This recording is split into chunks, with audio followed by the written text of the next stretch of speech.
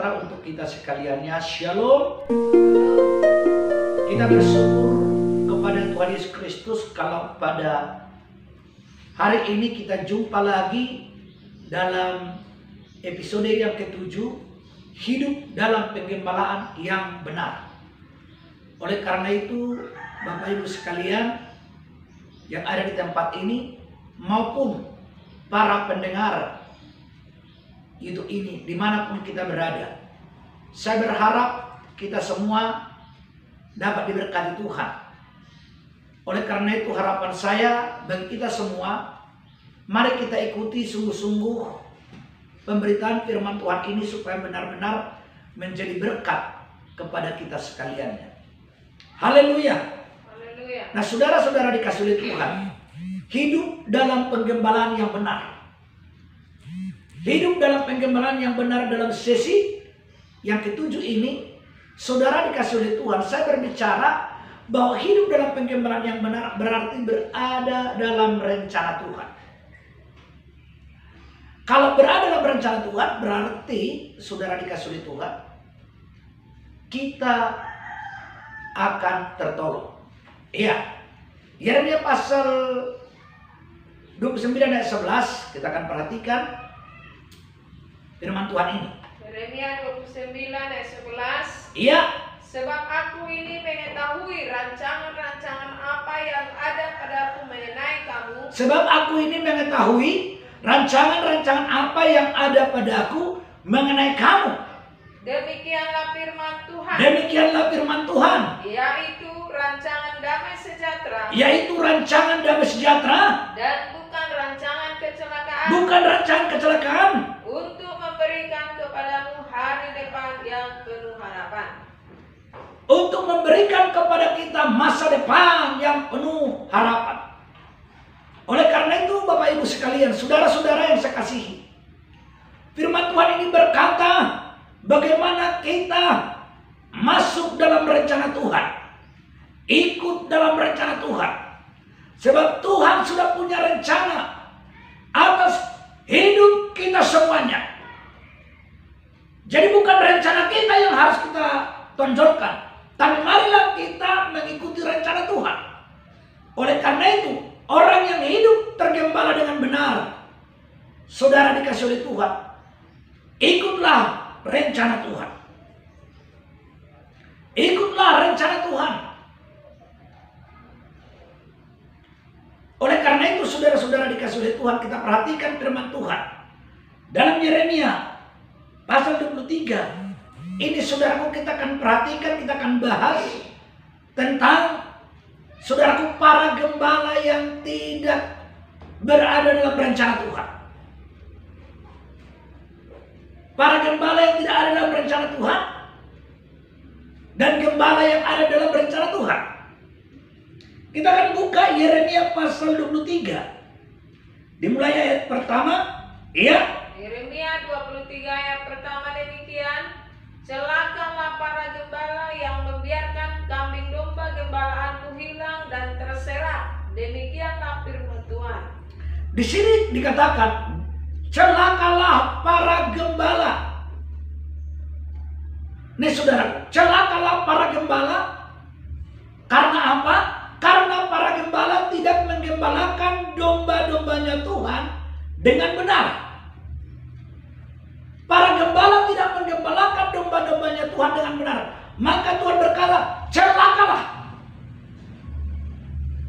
Celakalah para gembala yang membiarkan kambing domba gembalaanku hilang dan terserak. Nah, saudara-saudara dikasih oleh Tuhan, ini saudaraku, tanggung jawab kita memang sebagai gembala pilihan Tuhan, mempertanggungjawabkan domba-domba Tuhan ini. Jangan ada satu ekor pun yang hilang. Seluruh domba-domba Tuhan itu harus kita pastikan. Seluruh domba-domba Tuhan, jemaat Tuhan itu harus kita pastikan. Itu sebabnya mereka harus kita tuntun untuk memahami firman Tuhan, supaya mereka semua dapat masuk dalam program Allah, dalam rencana Allah, penggembalaan. Selanjutnya, Sebab itu beginilah firman Tuhan Allah Israel. sebab itu beginilah firman Tuhan Allah Israel terhadap gembala-gembala yang tidak dikehendaki Tuhan tadi. Terus, Terhadap para gembala yang menggembalakan bangsaku, ya, kamu telah membiarkan kambing dombaku terserak dan tercerai-berai, kamu telah membiarkan kambing dombaku terserak, tercerai-berai. dan kamu tidak menjaganya. Kamu tidak menjaganya. Maka ketahuilah, aku akan membalaskan kepadamu perbuatan-perbuatanmu yang jahat. Demikianlah firman Tuhan. Saudara-saudara dikasih oleh Tuhan, Tuhan akan membalas. Tuhan akan membalas para gembala yang tidak menggembalakan seluruh kawanan domba Tuhan, seluruh jemaat Tuhan itu dengan tepat dan benar. Oleh karena itu, saudaraku para gembala, jangan kita sibuk dengan urusan kita. Jangan sibuk saudara dengan bisnis saudara. Tetapi kalau saudara memang dipanggil Tuhan untuk menjadi gembala, maka bekerjalah untuk melayani Tuhan. Tuntunlah jemaat itu, perjuangkanlah di hadapannya. Karena saudaraku, penggembalaan yang Tuhan rindukan bukan mengumpulkan jemaat itu di dalam gereja, tetapi penggembalaan yang Tuhan rindukan Allah menjadikan jemaat itu menjadi murid Tuhan. Oleh karena itu, betapa pentingnya kita semua mengerti, saudara-saudara dikasih oleh Tuhan. Kalau saudara adalah jemaat yang tergembala, saudara pasti percaya firman Tuhan. Kalau saudara adalah jemaat yang tergembala, saudara adalah jemaat yang mengandalkan Tuhan.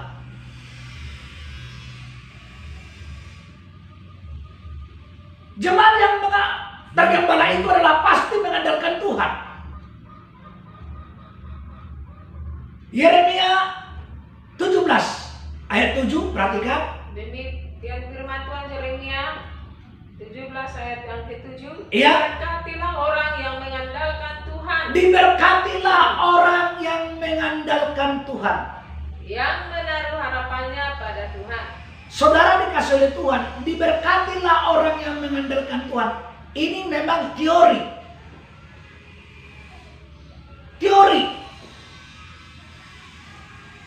Kita gampang berkata diberkatilah, aku mengandalkan Tuhan, aku mengandalkan Tuhan. Ini semua teori.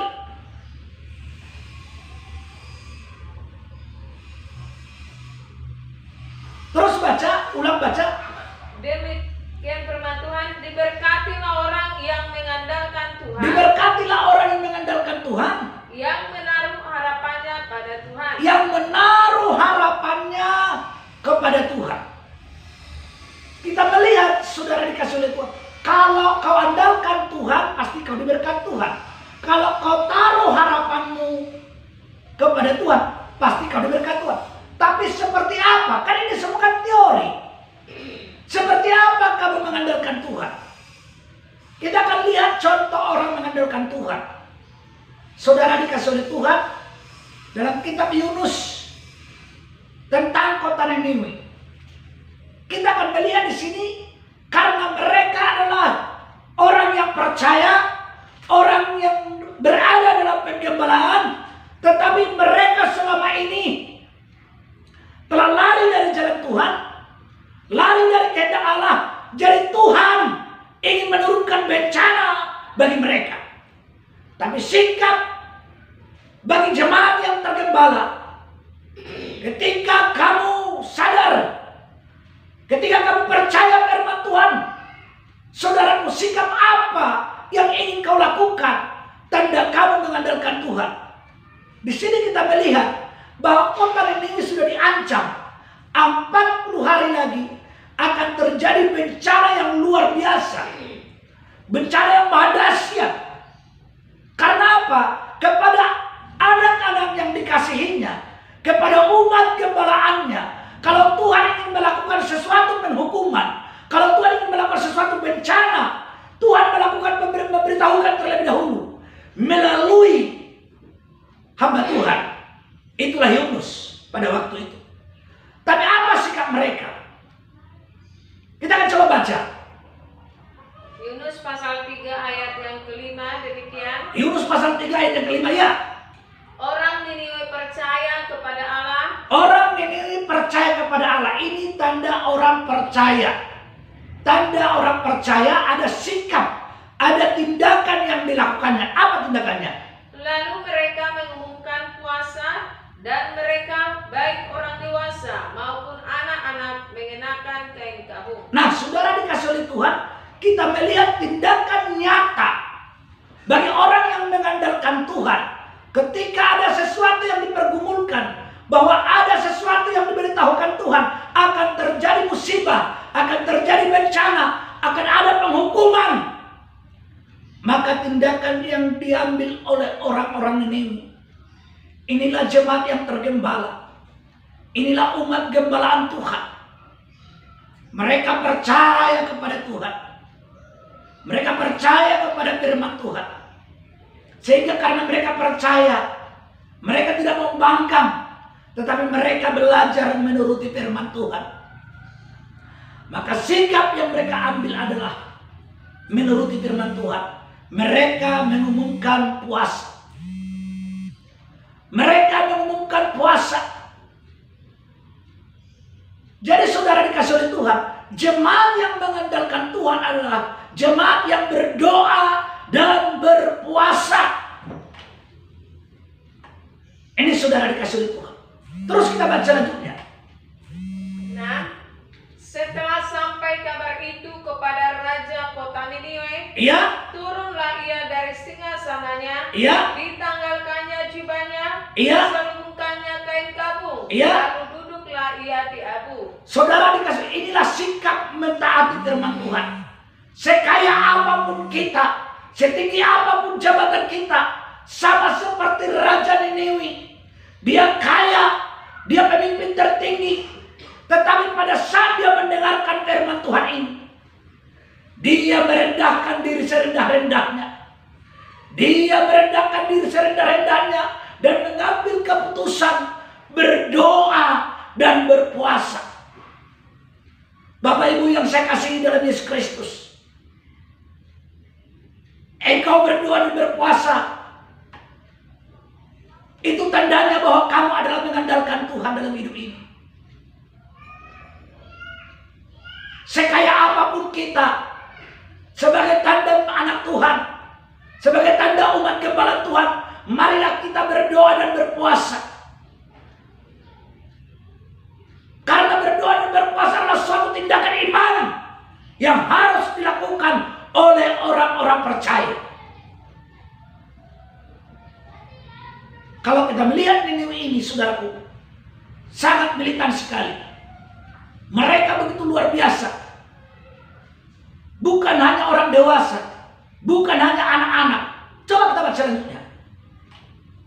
Ayat yang ke-7, lalu atas perintah raja dan para pembesarnya, Iya. orang menaklukkan dan mengatakan di Niniwe demikian, Iya. manusia dan ternak, lembu sapi dan kambing domba tidak boleh makan apa-apa, tidak boleh makan rumput dan tidak boleh minum air.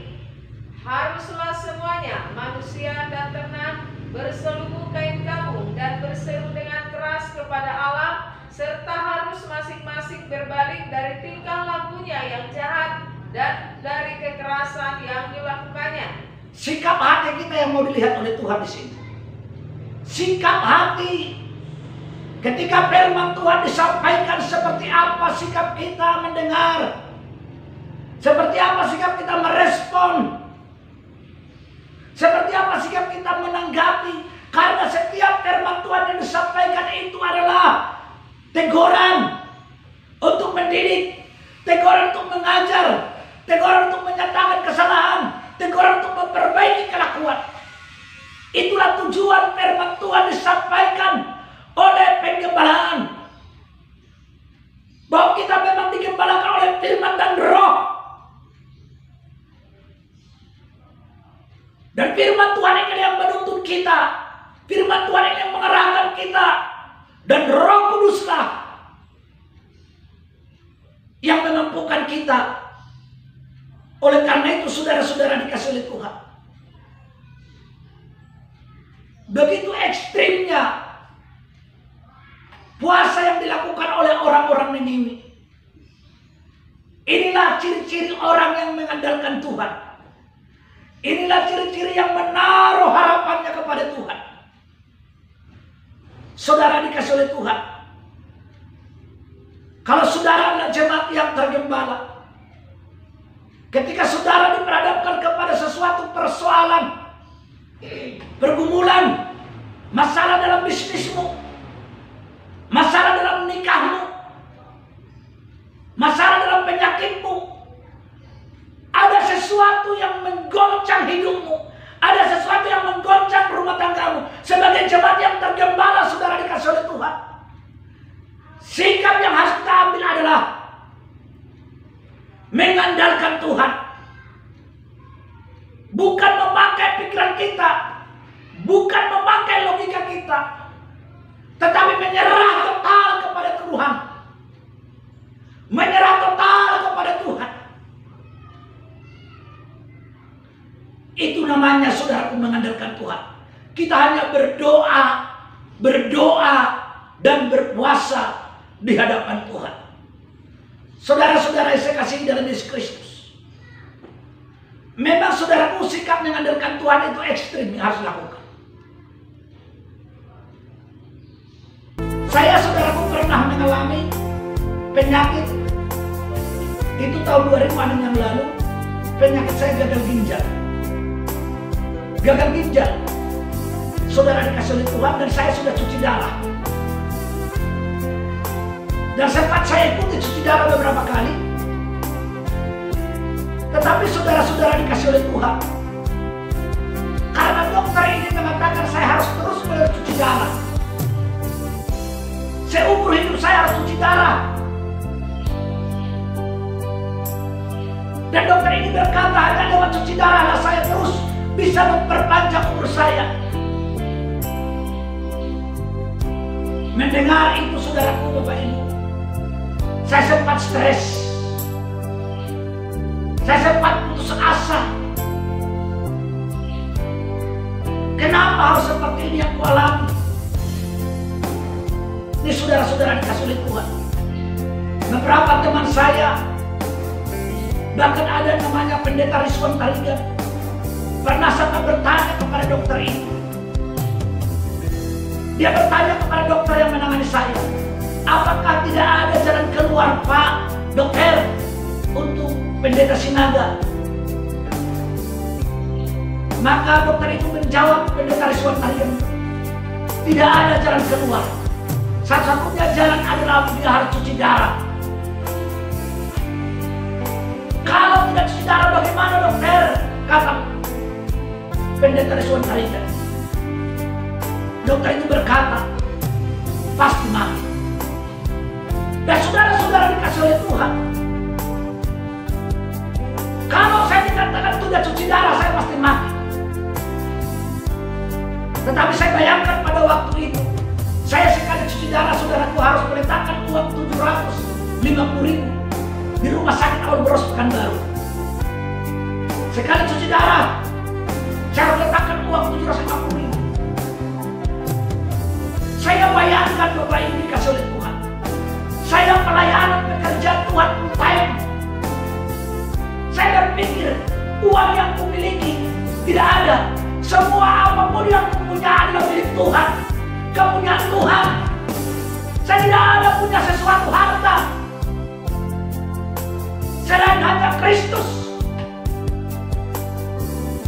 Kalau aku harus mengeluarkan uang, dan pada waktu itu dokter menganjurkan saya harus cuci darah 3 kali dalam seminggu.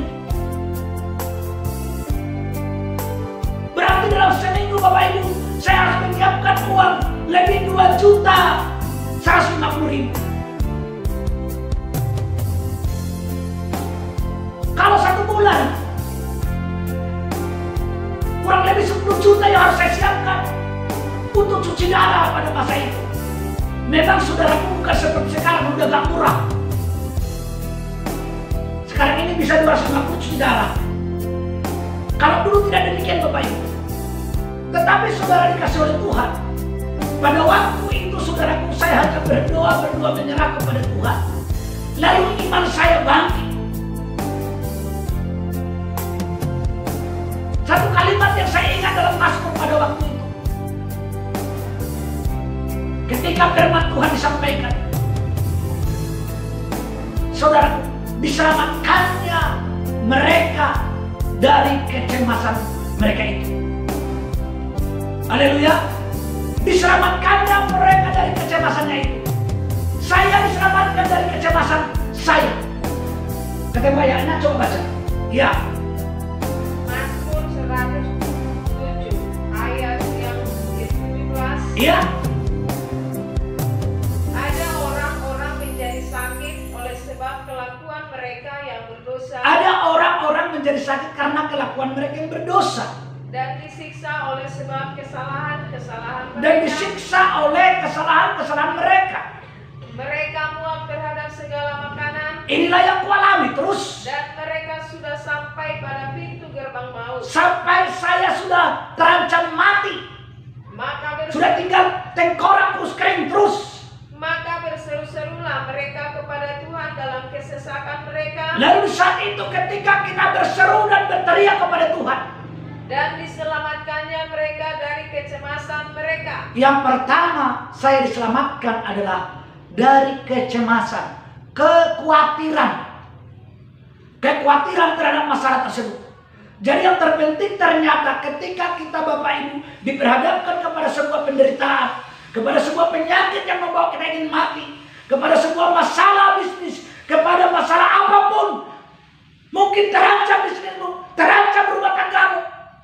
Tetapi di saat itu yang pertama ketika kamu berdoa dan berteriak kepada Tuhan, yang pertama Tuhan tolong kita adalah diselamatkan kita dari kecemasan.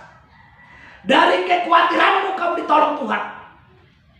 Dari kecemasanmu kamu ditolong Tuhan. Terus disampaikannya firman-Nya. Iya. Dan disembuhkannya mereka, diluputkannya mereka dari liang kubur. Amin. Inilah yang kualami Bapak Ibu dikasih oleh Tuhan. Disampaikannya firman Tuhan itu. Firman itu adalah firman yang hidup.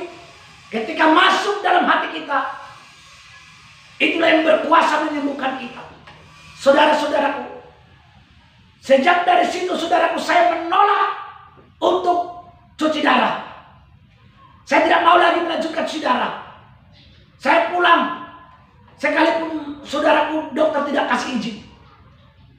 Tetapi sampai di rumah saudaraku, seluruh obat-obat itu, satu kantongan obat itu saya suruh dibuang sama istri saya.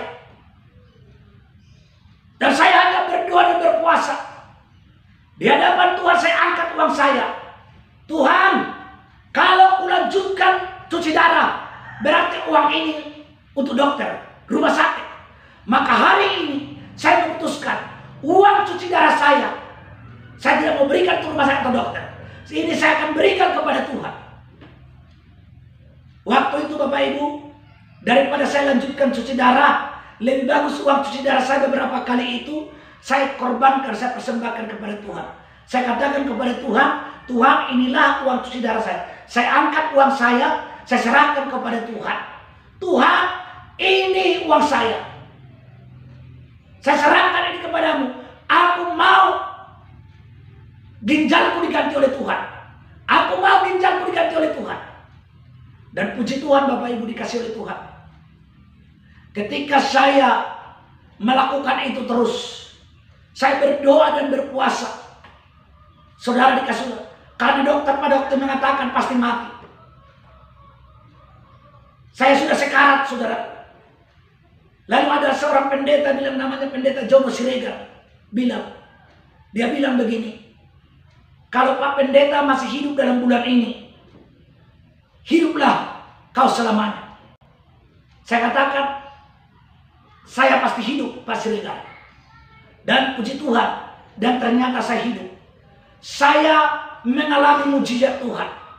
Kenapa saya mengalami mujizat Tuhan? Karena menyerah total kepada Tuhan, merendahkan hati, diri saya rendah-rendahnya, mengambil keputusan, berdoa dan berpuasa, menyerah, ditolong atau tidak ditolong.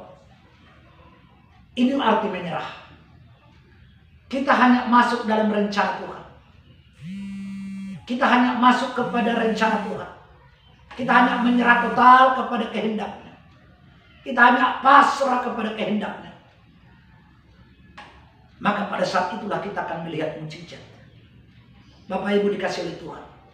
Siapapun yang mendengar kesaksian saya, saudaraku, ada saksi-saksi nyata.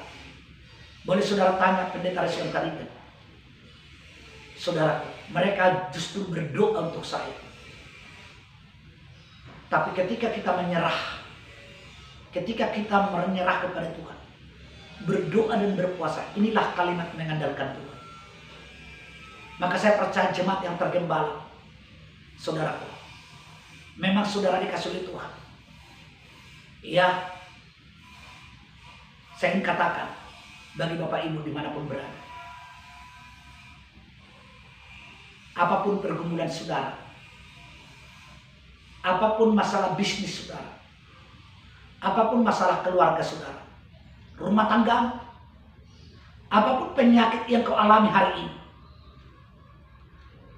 jika kamu percaya kepada firman Tuhan, bertindaklah sesuai firman Tuhan, andalkanlah Tuhan. Marilah kita berdoa dan berpuasa, terus menerus menyerah total. Kalau engkau hidup, hiduplah karena Tuhan. Kalau kau mati, matilah karena Tuhan. Itu arti menyerah total. Oleh karena itu Bapak Ibu dikasih oleh Tuhan, saya tidak perpanjang. Saudaraku dikasih oleh Tuhan, besok hari akan kita lanjutkan kembali dalam sesi ke-8, hidup dalam ilmu. Tetapi bagi saudara yang jemaat yang tergembala, percayalah, kamu akan terpelihara, kamu akan selalu tertolong, akan selalu ada pertolongan bagimu. Percayalah, Tuhan Yesus menolong setiap saudara. Haleluya, Haleluya. haleluya. Haleluya. Tuhan Yesus memberkati. Amin.